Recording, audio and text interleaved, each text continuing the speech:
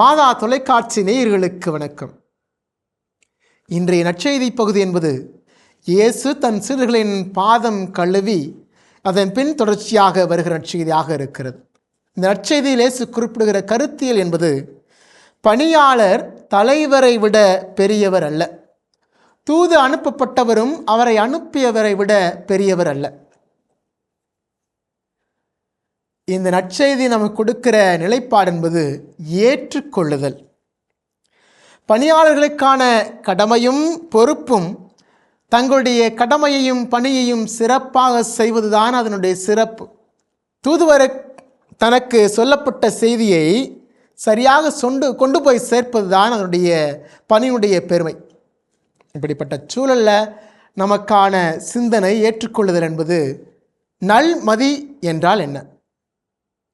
கொடுக்கப்பட்ட பொறுப்பை கடமை உணர்வோடும் பொறுப்புணர்வோடும் சரியாக செய்வதுதான்.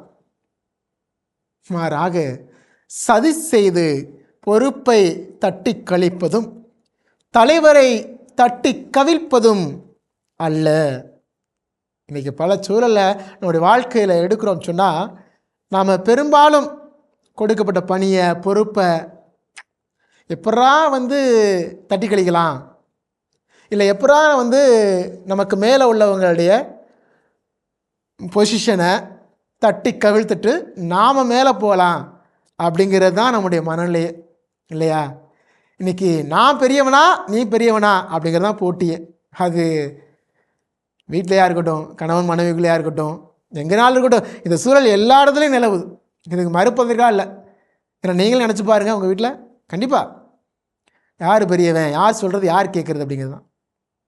இயேசு இங்கே தலைவருக்கும் பணியாளருக்கும், தூது அனுப்புனவருக்கும் தூதுவருக்கும் உள்ள வேறுபாட்டை குறிப்பிடுவதற்காக அல்லது அது சார்பாக நிற்பதற்காக இங்கே இல்லை. அவர் உயர்தாழ்வு பற்றி பேசுவதற்கே இதை குறிப்பிடலை. அவருடைய மனநிலையெல்லாம் ஒன்று தான், ஏற்றுக்கொள்ளுதல். எப்படி, எங்கே, யாரை, என்ன சூழலில், இதுதான் இந்த நற்செய்தியினுடைய ஒரு மையமாக இருக்கிறது.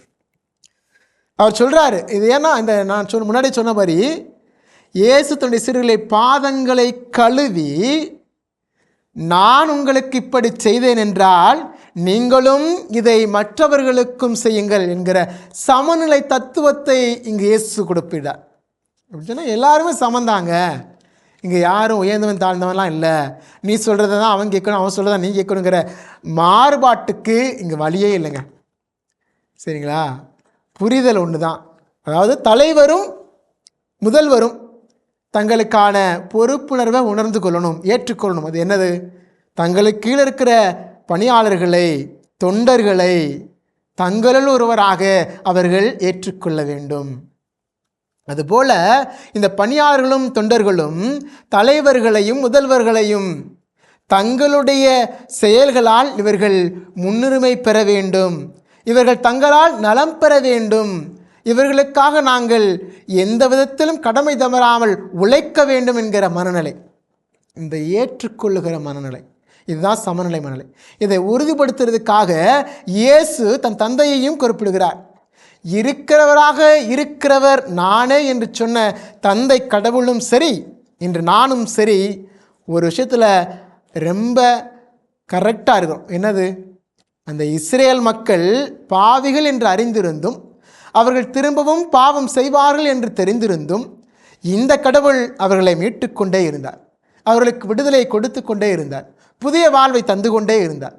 இயேசு சொல்கிறாரு, என்னோடு உண்பவனே என்மேல் பாய்ந்தான். இந்த சொற்றொடர் புரியுதா? என்னை காட்டி கொடுக்குறவன் என் கூட தான் இருக்கிறான், அவனை என் தெரிஞ்சே தான் நான் வச்சுருக்கிறேன், அவன் என்னை பழி வாங்குவான், எனக்கு சதி செய்வான் தெரிஞ்சே நான் அவனை வைத்திருக்கிறேன் என்று சொன்னால் ஏற்றுக்கொள்கிற மனநிலை. கடவுள் இவர்கள் என் மக்கள் என்று ஏற்றுக்கொண்ட அந்த சூழலும் சரி, இயேசு இவன் என்னை காட்டிக் கொடுப்பவனாக இருந்தாலும் சரி, என் சகோதரன் என்று ஏற்றுக்கொண்ட அந்த மனநிலையும் சரி, என்ற நம்முடைய மனநிலையும் அதுவாகவே மாற வேண்டும் என்பது இயேசு நமக்கு கொடுக்கிற மிகப்பெரிய அழைப்பு. அதனால் கொஞ்சம் எல்லாரையும் ஏற்றுக்கொள்வோமே. எல்லோரையும் கடவுளுடைய சிறந்த படைப்பாக இறைவன் படைத்து இருக்கிறார் என்று சொன்னால் ஏன் உங்களில் இந்த தாழ்வு, இந்த உயர்வு பாகுபாடு அல்லாத, வேறுபாடுகள் அல்லாத புதிய மாற்றத்தை நோக்கியவர்களாக இயேசுவின் மனநிலையில் நாமும் பிறரை நம்மில் ஒருவராக நம்மவராக ஏற்றுக்கொள்வோம்.